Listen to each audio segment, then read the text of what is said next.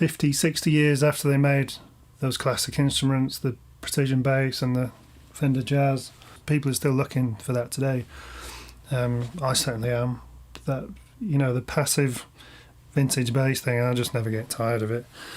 I've got my fair share of Fenders. Also a few kind of copies of Fenders, like the Lakeland and the Moulin, which are amazing. Those vintage instruments that you'd normally need to remortgage your house to be able to afford them. They're suddenly attainable. They're just trying to emulate those classic instruments that Fender did so well. So it's really interesting when someone comes along and tries to develop on that theme a little bit more and take it to the next stage. So what I've got here is a new bass by Vincent, who are a German company.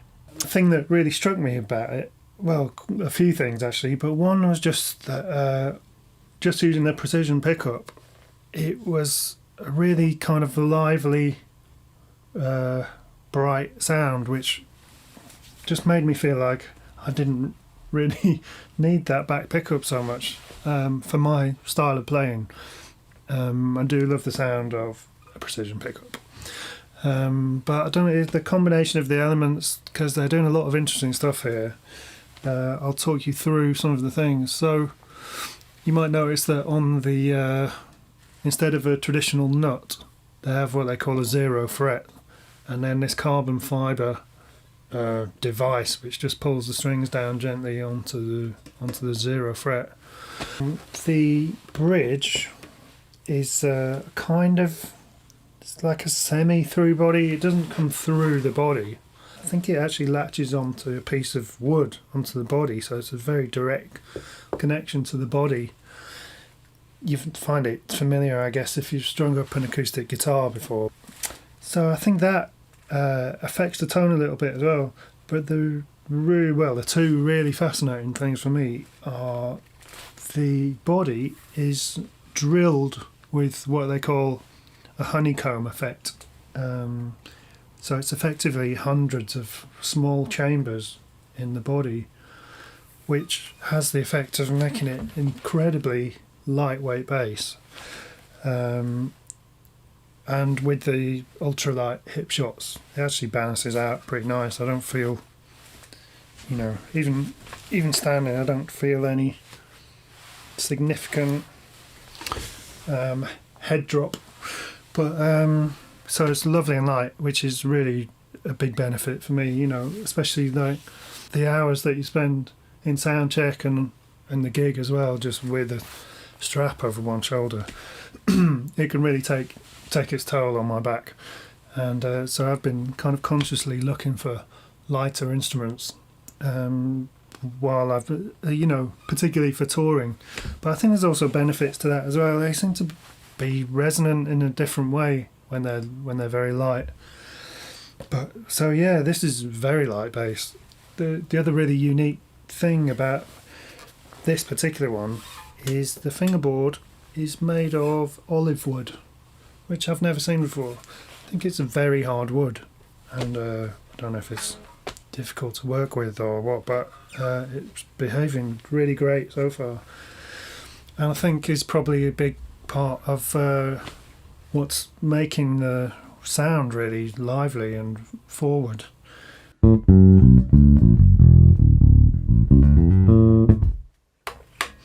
So I've put my own what are those strings?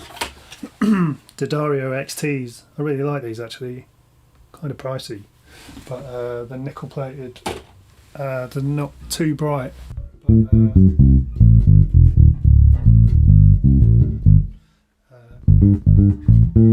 But really well balanced. I like them.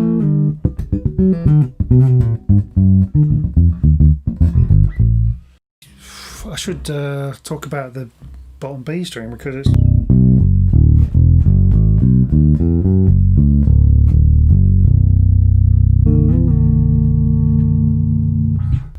and just obviously bearing in mind that it's passive as well. Sometimes those low strings need a bit of help, so I find it quite difficult to find a good passive 5-string with a decent low B that's capable and is full, and the harmonics don't disappear as you pass on to that string, and the fundamentals pretty strong as well.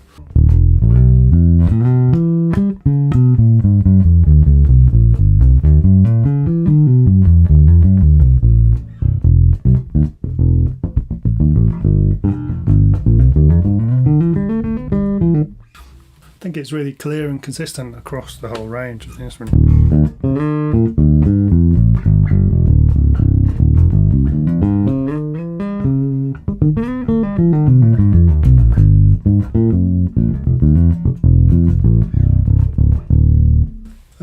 There's nothing lacking in that string at all, so that's amazing.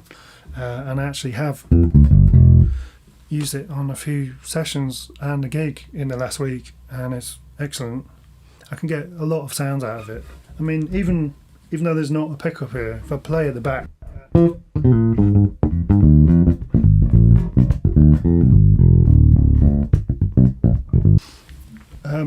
clear as day. So if you want that really forward pokey sound, you can totally achieve that. Quite often I would have my tone set at about 7 out of 10. On this one I'm more around 3 or 4, I think, because I don't know, I guess the combination of the elements, I don't need to let so much high end through. But so yeah, also if I roll it back to maybe 1 or 2,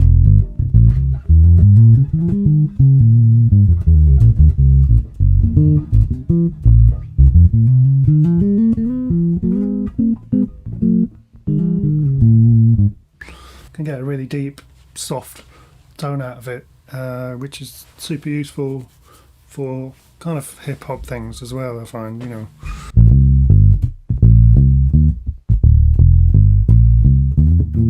And then like that sort of bright 70s Brazilian P-bass sound as well.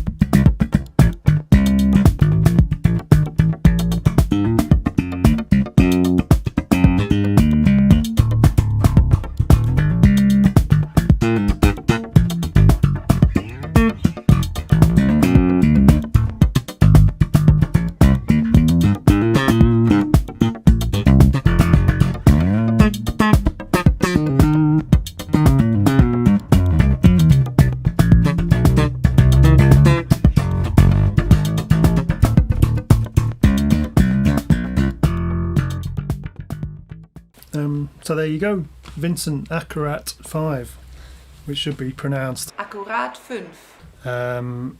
And I recommend, if you get the chance, you should go and try one out. These retail at just under €3,000, but it's, obviously it's a premium instrument, meticulously made. The neck is the dream. It's this lightly oiled natural finish, which is my preferred way. I don't really like a sticky neck or paint on the neck. I just want to feel the wood really, and I'll look after this with a bit of oil and stuff which they provide. Speaking of which, when you buy one of these you do get this pretty great gig bag, which is heavily padded, and protect is reinforced in there but also padded as well, and a nice healthy pocket on the front. And they also provide